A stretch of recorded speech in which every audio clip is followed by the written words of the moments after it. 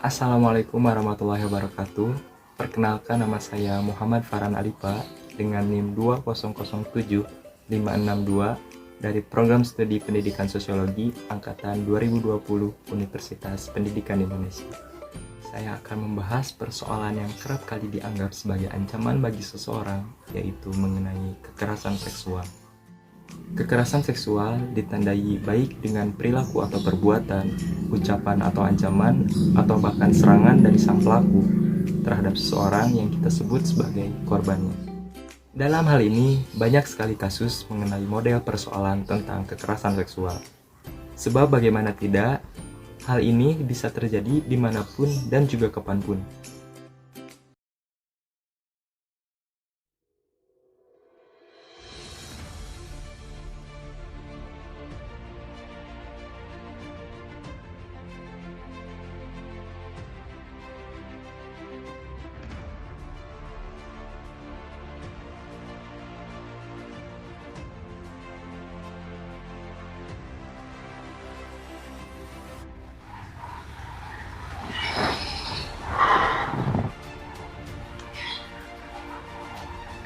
Saya sebagai ayahnya tentu merasa heran.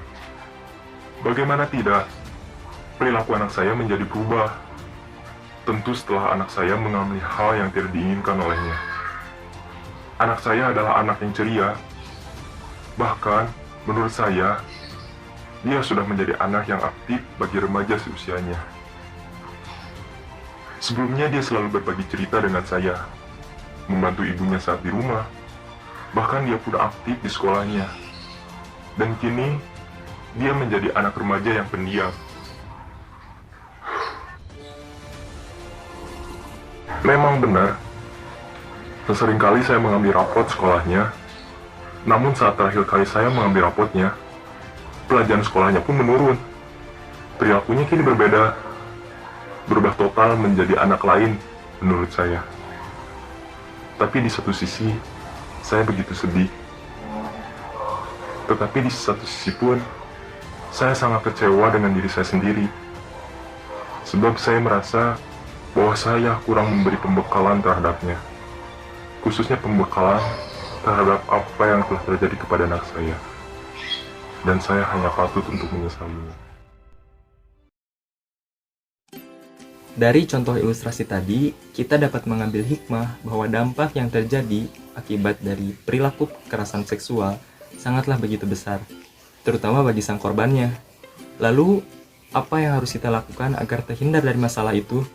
Untuk menghindari masalah tersebut, yang perlu kita lakukan yaitu pertama, kita tidak boleh mudah percaya kepada siapapun. Yang kedua, kita harus menjaga perilaku dan juga penampilan kita. Yang ketiga, kita harus siap waspada dan juga bersikap dengan tegas. Terlebih dari contoh kasus tadi, model lain seperti ini pun semakin banyak terjadi. Sebab bagaimana tidak, hal ini selalu terjadi kepada perempuan atau bahkan kita selaku laki-laki. Hilangkan kekerasan untuk kebebasan. Lakukanlah kebebasan, stop kekerasan.